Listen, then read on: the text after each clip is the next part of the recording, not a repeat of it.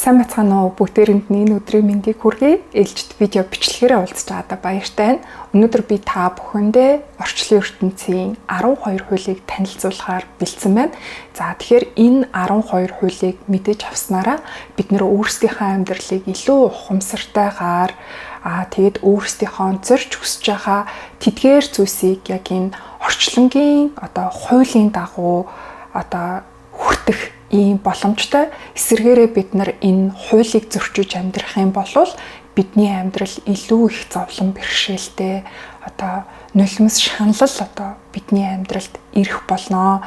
За тэгэхээр бидний амьдарч байгаа энэ амьдрал ганцхан биднийх байдаггүй.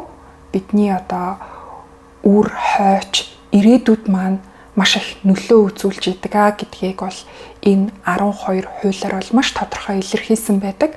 Тэгэхээр олон хүн ингээд маш сайхан амьдралыг бүтээхийг хүсдэг, үр хүүхдээ сайн байгаасай гэж хүсдэг хэрнээ энэ ертөнцийн хуулийг мэдхгүйгээсээ болоод өөрийн мэдлэхгүй маш их нүгэл зовлон хурааж идэг. Тэгэхээр энэ хуулийг би бас анх мэдэж аваад тэгээд надад маш тийм сонирхолтой санагдчихсан. Тэр болгон хүмүүс энэ 12 хуулийг мэддэггүй.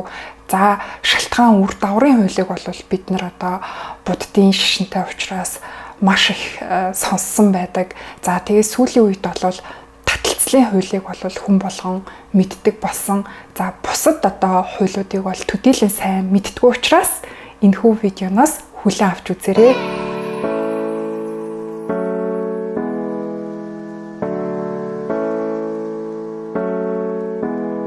За тэгэхээр ертөнцийн 12 хууль бол хүн төрөлхтний соёл иргэншил үүссэн цагаас эхлээд эртний философичид, оюун санааны их багш нар, судлаачид өөрсдийн ажиглалт дүгнэлт дээр суурлаад энэ 12 хуулийг бол томьёолж гаргаж ирсэн.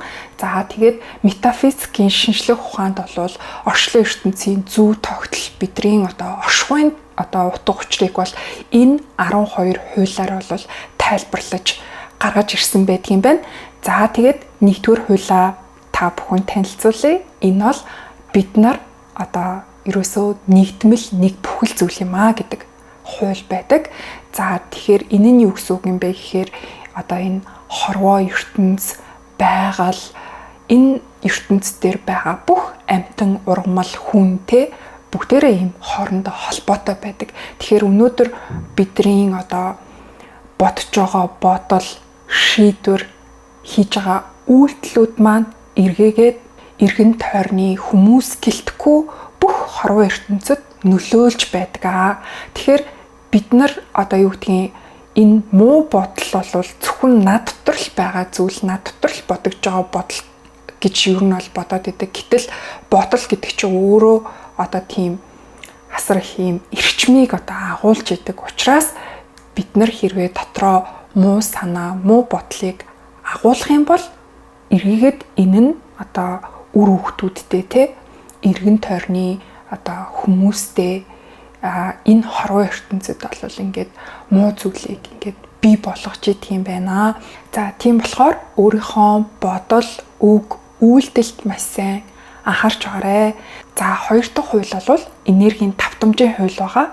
За тэгэхээр энэ хорвоо ертөнц дээр оршиж байгаа бүх зүйл өөрийн гэсэн ийм энергийн давтамж долгионыг бол өөрөөсөө цацруулж идэг. За тэгээд таталцлын хуулиар ижилдээ татагддаг гэдэг шиг танаас ямар энерги давтамж цацарч ийн түүнд нийцсэн зүйлсийг та өөртөө дуудаж идэг гэд таталцлын хуультай бас энэ хамаатай байдаг.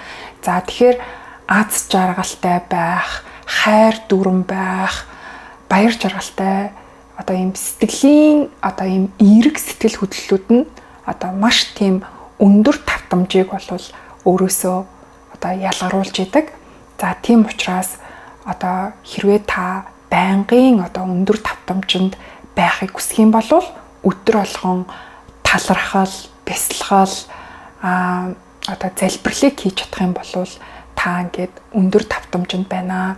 За тэгээд миний өмнөх олон одоо видеонууд дээр бас ярьдаг тий. Та ингээд дотроо ийм одоо гуниг, завлан, ийм сүрэг зүйл дээр ингээд төвлөрөх юм бол таны одоо энерги давтамж бол маш тийм доод үйлцэлтэй болоод та ингээ хүссүнсээ өөрийнхөө амьдрал таагүй зүйлийг дуудчихийдэг гэдэг. Тэгэхээр ерөөсөө энэ өөрөөсөө одоо гаргаж байгаа энэ энергийн давтамжинд маш тийм ухамсартай хандаарай.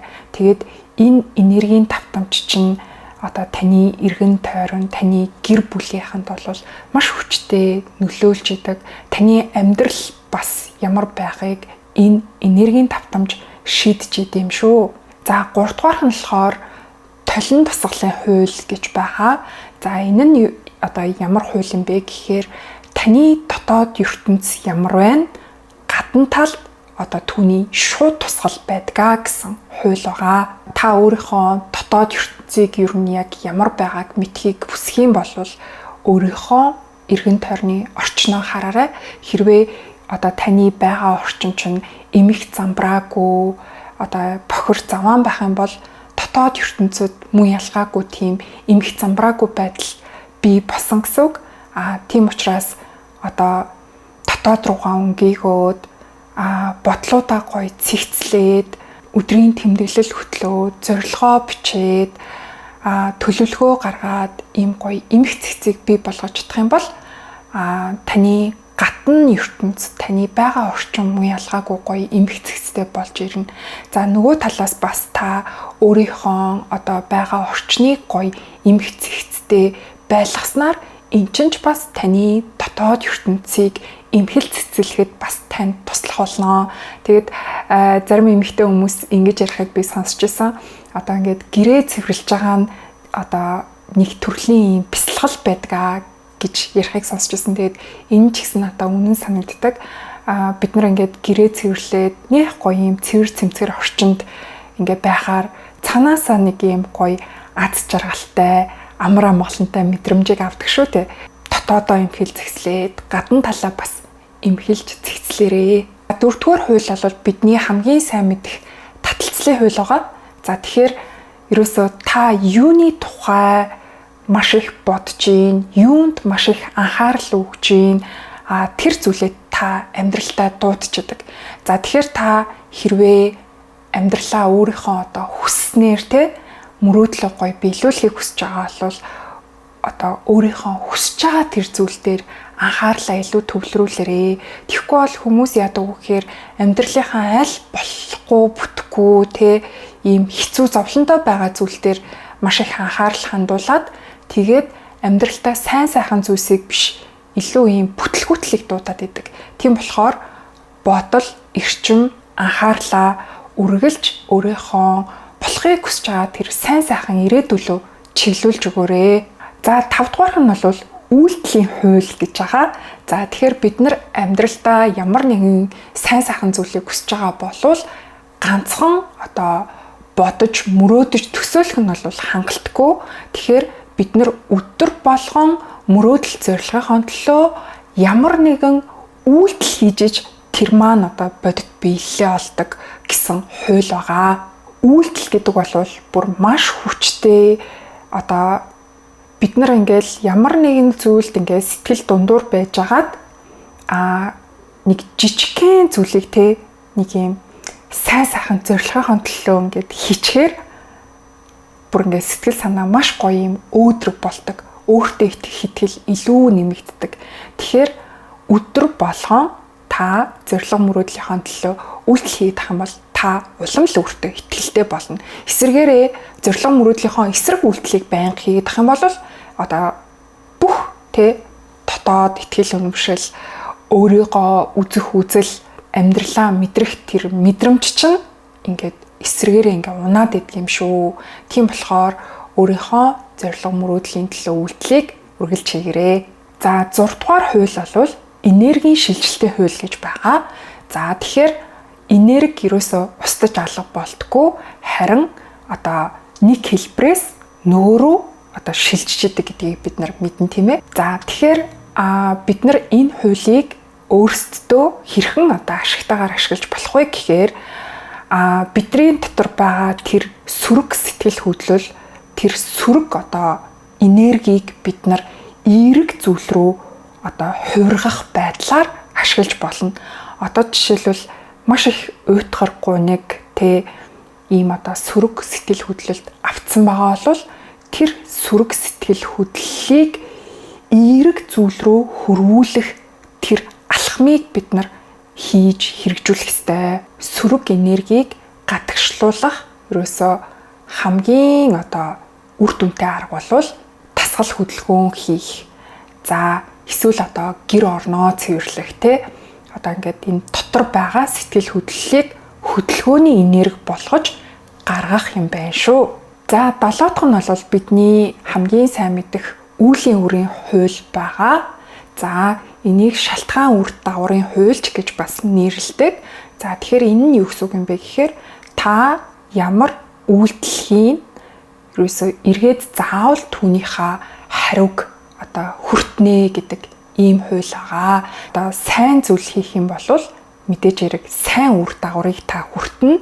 Харин муу зүйл хийх юм бол эргээгээд өөрийнхөө амьдралд муу мухай зүйлийг хүлээн авна гэдэг ийм хууль байгаа. Ганцхан өөрийнх нь амьдралд нөлөөлөө зогсохгүй үр хүүхдүүдийнх нь амьдралд хүртэл ингээд нөлөөлж идэг учраас үгээ, үйлдэлээ, бодлоо маш сайн цэгэнжих хэрэгтэй байна. Тэгээд надад бас ингэ санагдсан л да. Хүн ер нь ингээ муу зүйл хийгээд ингээ муу зүйл хийчдэг биш.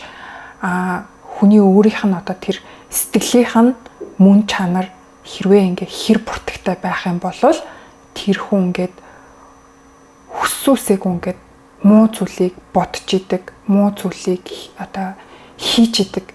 Эсвэргээрээ энэ сэтгэл ингээ ариусаад цэвэр тунгалаг болоод ирэх юм бол муу зүйлийг бүр ингээ хий гэсэн чи яагаад ч чаддггүй юм болоо гэж бодсон. Тэгээд сэтгэлээ ариусгах нь л бүр ингээ маш чухал гэж надад санагцсан.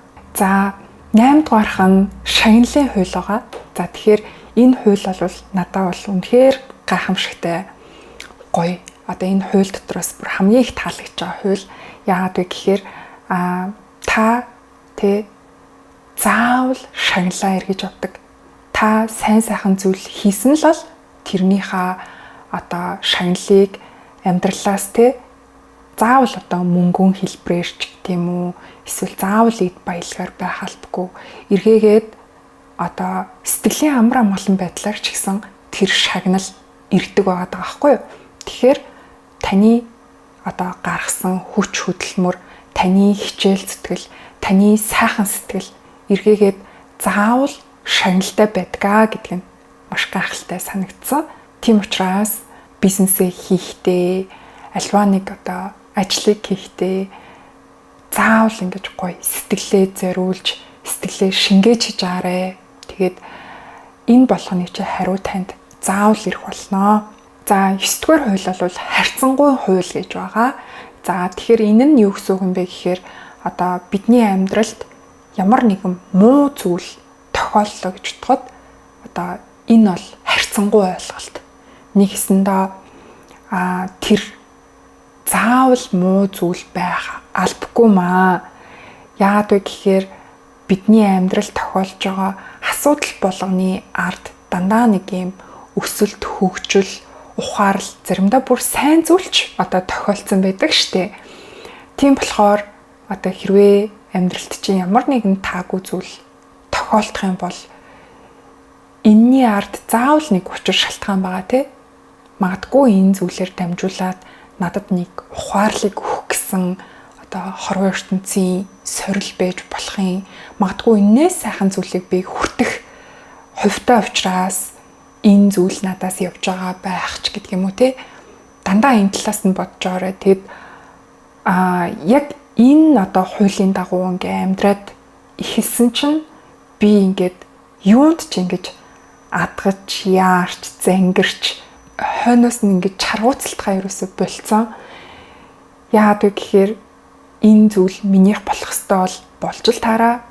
Энэ зүйл надад тохиолдох ёстой бол тохиолдох л ёстой. Тэгээд хамгийн гол нь энэ бүгдийн ард хорвоо ертөнцийн ямар нэгэн сайн сайхан шалтгаан бий гэдэгт л би итгэдэг болсон. Тэгээд ямар нэгэн зүйл болохгүй ах юм бол би эсэргээрээ за энэ яг цаг нь биш байсан байна.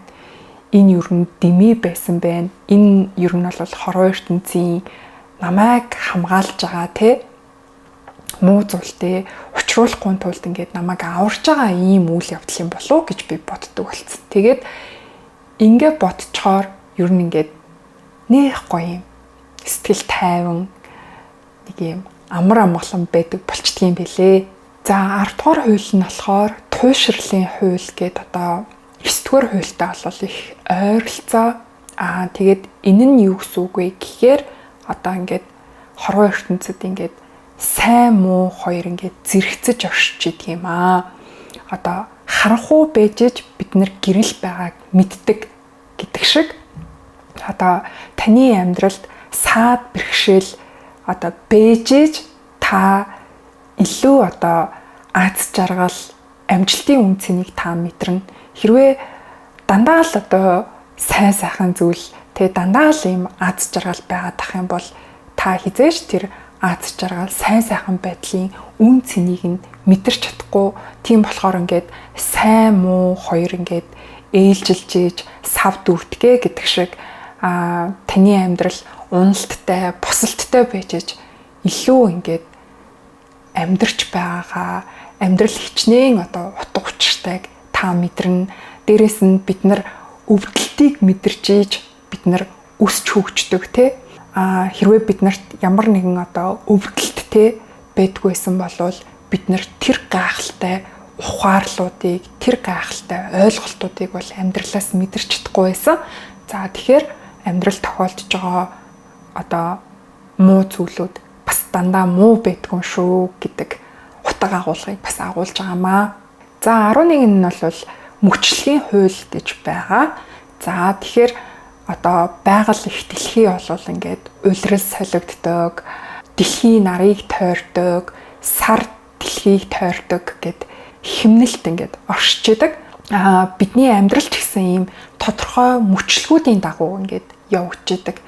Одоо 7-7 жилээр ингээд мөчлгүүд маань явагдаж идэг. Тэгээд мөчлөг болгон маань ингээд доороос дээшээ өксөх байдлаар ингээд явагдаж идэг учраас одоо яг тэр мөчлөгт тохиолдож байгаа үйл явдлууд, тэр уналт, босолтууд те бүгд яг энэ химнэлийнхаа дагуу явагддаг гэдгийг маш сайн мэд хэрэгтэй. Тэгэхээр таны амьдрал дандаа ийм уналттай байхгүй, утгагүй өксөх цаг ирнэ. Тийм болохоор энийг одоо өөрийнхөө амьдралын те мөчлөгтэй ингээ холбож ойлгоод ингээ бодох юм бол бид нар илүү одоо энэ ертөнцийн хуультай ингэж зохирч амьдрахын боломж бий болж байгаамаа. За тэгээд эмэгтэйчүүд маань ялангуяа одоо нөгөө сарын тэмдгийн мөчлөг гэж байдаг. Мөчлөгийнхаа онцлогийг ингээ мэдээд авчих юм бол бид нар илүү амархан даван туулах ийм боломжтой болж байгаамаа. За хамгийн сүүлийн хууль бол хүйсийн хууль гэж байгаа. За энэ нь юу гэсэн үг вэ гэхээр альва зүйл бол ийм эрэгтэйлэг, эмэгтэйлэг ийм эрчмээс бүрдэж идэг. Эрэгтэйлэг эрчим хүч нь илүү одоо тэмцэж олж авах, үйлдэх энэ дээр төвлөрж идэг болвол эмэгтэйлэг энерги болвол илүү одоо бүтээлчтэй өөрөөсөө аливаа зүйлийг ургуулж бий болгох илүү ийм зүн совинлог ийм шин чанартай байдаг. Хэрвээ та амьдралдаа сайн сайхан зүйлийг бий болгохыг хүсэж байгаа бол яг энэ арга бэлэг хоёрыг ингэж хослуулж, тэнцвэржүүлж авч явах нь маш чухал байдаг.